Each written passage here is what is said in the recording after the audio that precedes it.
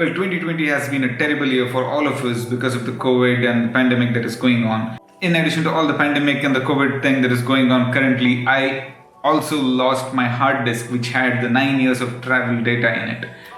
And luckily I have some of the backups, but then the actual image, which is an NEF format or the RAW format, is gone for now. I'll make a separate video of that. Let us exclude all the negativity that has been going around and think about the positive things that have happened. In my own case, for example, well, I moved out of the city life and have come to my hometown, which is the best thing that can happen. So far so good. It's a pleasant drive, not much of traffic, and you can see the live traffic outside.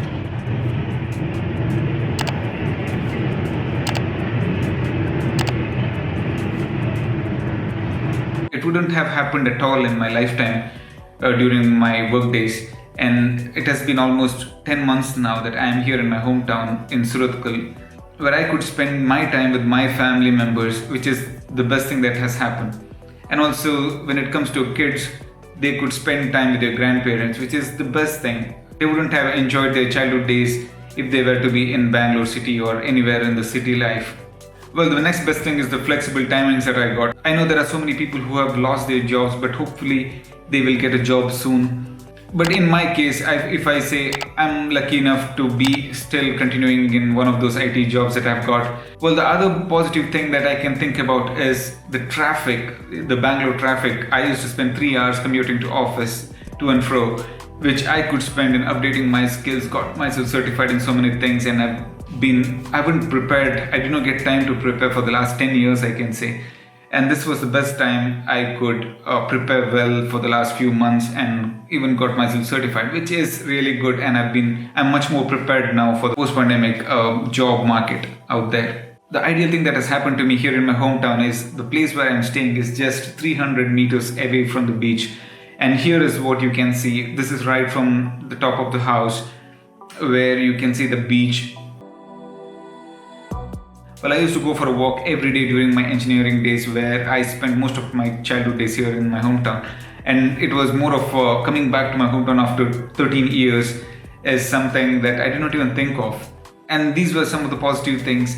As you can see, this was more like staying in Goa for a long time. The place is so ideal.